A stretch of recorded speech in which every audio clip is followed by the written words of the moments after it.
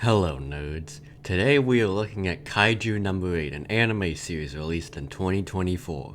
Kaiju No. 8 follows Kafka Hibino, a man who has always dreamt of being part of the Anti-Kaiju Defense Force. However, he is unexpectedly turned into one himself, which causes many challenges while also giving him opportunities and abilities he never had before. Kaiju No. 8 originated as a manga written and illustrated by Naoya Matsumoto. Kaiju No. 8 Season 1 was directed by Shigeyuki Miya and Tomomi Kamiya, and screenwritten by Ichiro Okochi, who is best known for co-creating Code Geass. The series was brought to life by Production IG, who previously animated Psycho Pass and Haiku, while the soundtrack was by Yuta Bando, who also worked on Yuri on Ice. Now, with the background out of the way, let's see what Kaiju No. 8 is all about. We begin in Japan, where kaiju attacks are commonplace like any other natural disaster. I would know. However, thanks to the Anti-Kaiju Defense Force, humanity can fight back against them. While they get all the glory, Kafka Hibino and the rest of the cleaners must do the dirty work of cleaning up the kaiju's corpse, blood, guts, and poop. Ew. Kafka once dreamt of becoming part of the Defense Force with his childhood friend Mina Ashiro. However, while she went on to become the captain of the Defense Force's 3rd Division, Kafka ran out of time and became part of the cleanup crew. He bonds with his new co-worker Reno Ichikawa. Reno tells him that they're raising the age limit for applications for the Defense Force. Suddenly, they are attacked by a small kaiju called a Yoju. They save one another but are overwhelmed by the Yoju until Mina saves both of them effortlessly. In the hospital, Kafka gains the motivation to try one last time to join the Defense Force. However, the world has different plans for Kafka.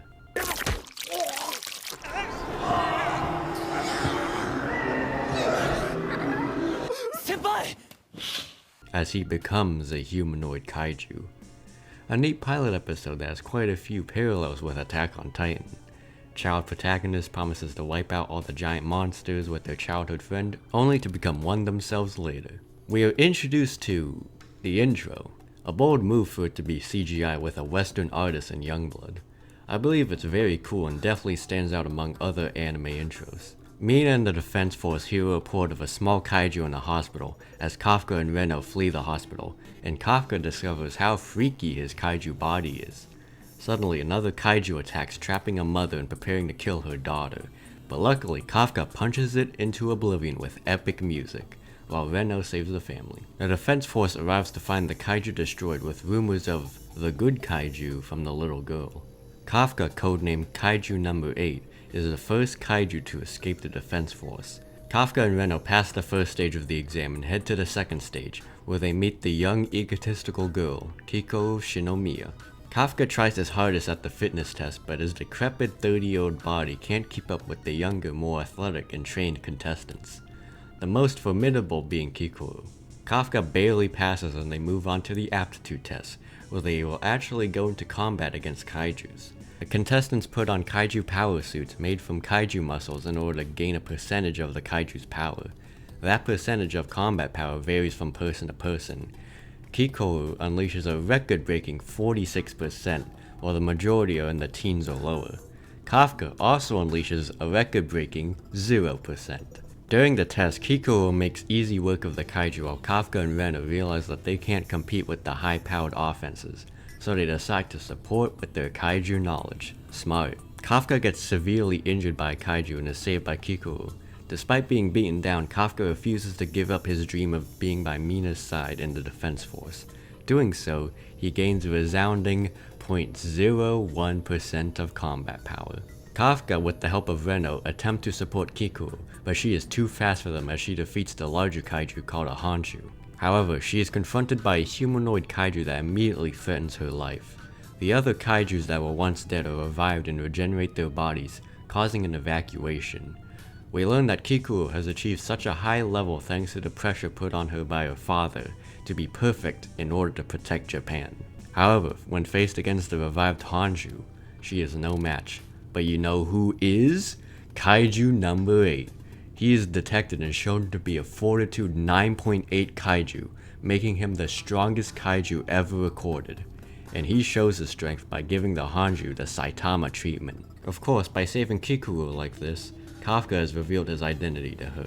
When she wakes up in the hospital, she covers his secret identity. Meanwhile, it is shown that the other humanoid kaiju is a human in disguise, being a part of the cleanup crew. The best episode so far. Nearly everyone graduates to become officers for the Defense Force's 3rd Division, except Kafka. Despite scoring terribly on the fitness and aptitude tests, his knowledge of kaiju and willingness to support showed that he's not completely useless, so he will work under Vice President Soshiro, also because he has been proven to be suspicious when it comes to Kaiju No. 8. Kikuru promises to keep Kafka's secret as long as he stays good. They continue to bond with the other new recruits while continuing to train and live together until their first mission suddenly arrives. A large fungal Honshu appears and spawns many smaller Yoju, which invade the city. The new recruits make sure that no Yojus escape the perimeter, and they give a remarkable first impression to the senior soldiers. Kafka makes himself useful again by remembering his roots and dissecting one of the Yojus to find where the core is located. We, along with the rest of the new recruits, are shown the full power of Mina, with an outstanding combat power of 96%. Fire!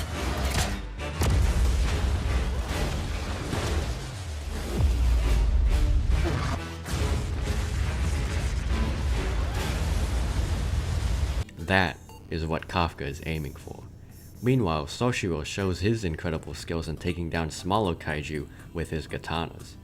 With the Honshu down, it releases an army of Yoju, but the real threat is discovered as Reno and Iharu encounter the humanoid kaiju.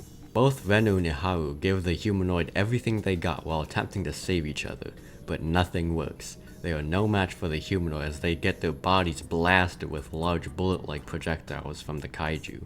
Kafka learns that the humanoid is nearby, and he eventually comes face to face with what will be known as Kaiju No. 9. He ensures Reno's safety and obliterates Kaiju No. 9, exposing its core. However, he is discovered by the other officers, which distracts him long enough for Kaiju No. 8 to get away. Kafka also retreats, but he is confronted by none other than Soshiro, who unleashes his combat power of 92% for Kaiju No. 8. Soshiro's speed and agility overwhelms Kafka, and Soshiro manages to expose Kafka's core for a moment. Kafka makes sure to not attack Soshiro directly, instead dodging and blocking his attacks, and eventually disarming one of Soshiro's knives, allowing him to flee. Soshiro is both salty and confused from the unusual fight. Thanks to Kaiju No. 9's appearance, the existence of kaijus with human forms is discovered. The 3rd Division hosts a party to celebrate the successful mission, allowing everyone to relax and yell at each other. Kafka is also promoted to become a full officer for the Defense Force, a big step in his dream to stand next to Mina.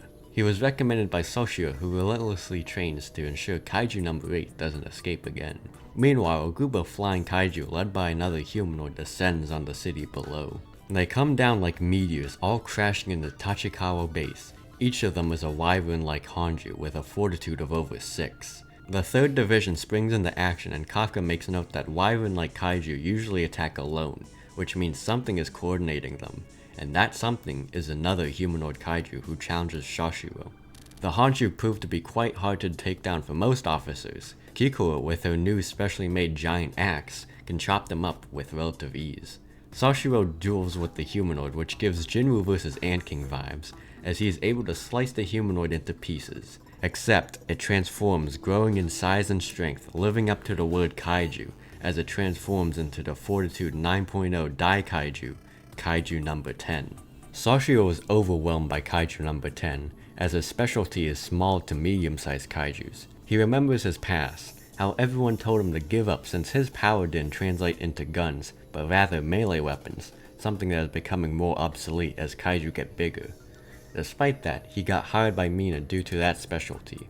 He slices and dodges Kaiju No. 10, but he isn't enough. Kafka sees Soshiro's life in danger and begins to transform, but luckily Mina arrives to help take down Kaiju No. 10.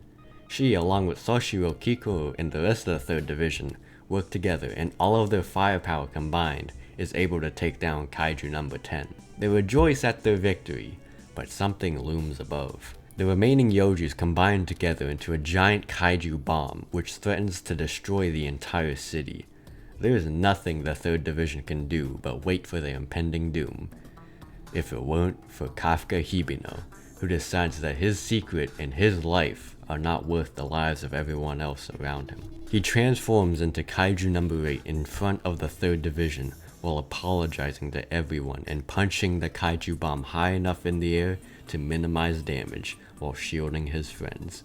Kafka understands what he has done, and he is taken into custody by Mina. The best episode so far, a great reveal for Kafka. The top brass of the Defense Force meet to discuss Kafka's fate, and it is looking grim for him. He gets transported to the headquarters by the 3rd Division. His comrades, along with Mina herself, know that Kafka is not an enemy, so they will do everything they can to help his case to prove that he is human. Mina even says she'll always be waiting for him to join her at her side. Chikoro attempts to reason with her father, Director General Isao Shinomiya, on the behalf of Kafka, but X-rays show that Kafka no longer has a heart, but a kaiju core now. The 3rd Division is also being split up due to the destruction of their base. Isao personally confronts Kafka, and by confront, I mean beat the shit out of him using gear made from the body of Kaiju No. 2. That, along with Isao being the strongest soldier in the Defense Force, gives Kafka a truly great challenge, as he is forced to transform into Kaiju No. 8 for the sake of his life. However, his body is reacting as if he's actually fighting another Kaiju, which causes the kaiju inside of him to take control. Kaiju No. 8 goes berserk as an intense fight breaks out between No. 8 with Kafka trapped inside and No. 2 being worn by Isao. Kafka realizes that he is about to kill Kikuro's father in front of her, and if that happens, he knows what his fate will be. He gets eaten by the kaiju inside of him, but Kafka eventually prevails, punching through his own body, stating that he is Kafka Hibino. Mina gets called in by the top brass, and she gives her personal perspective of Kafka Hibino, from working and training under her to being there for her during their childhood. Everyone in the top brass wants to eliminate Kaiju No. 8, except for Isao, who decides to give Kafka a chance to prove that he can be a useful asset to the Defense Force. Kafka is determined to prove his worth not only for his own survival, but also to achieve his dream. Meanwhile, Kaiju No. 9 prepares its next move. Well, with that being said, we have covered the entirety of Kaiju No. 8 Season 1, a surprisingly really fun ride. Kaiju No. 8 is a battle shonen through and through, which means it comes with everything battle shonens are known for. Of course, you get epic action and battles, which are indeed epic. You have over-the-top comedy, which I usually would find kinda annoying, but for some reason, Kaiju No. 8's comedy actually worked pretty well for me. I can't really pinpoint why, but it just does. Maybe it's because we're following grown men and women instead of teenage boys and girls. I don't know. Speaking of which, the characters are nothing special, and that's fine. This is not a deep, complicated story with characters that fit that mold. However, the characters are enjoyable and are not too annoying, and most importantly, they are fleshed out to a certain extent and given background and reasons as to why they are the way they are, which I appreciate. The villains leave a lot to be desired, as we know basically nothing about them as of now, but I'm sure that'll change in the later seasons. And, yeah. It's just a decent battle shonen that I personally took quite a liking to. It's got good animation with some funky character design, I might add. Good music, good voice acting. It's just good. Enough said. The peak episode will go to Secret Revealed for, the secret of Kaiju No. 8 being revealed. But in seriousness, the scene where Kafka chooses everyone around him over himself is great and perfectly represents how he views himself and his friends. The fight against Kaiju No. 10 was pretty cool too. Honorable mention goes to Kaiju No. 8 Captured for being the most dramatic and tense episode, due to Kafka's fate being up in the air, along with the reactions of the 3rd Division and the top brass to his reveal.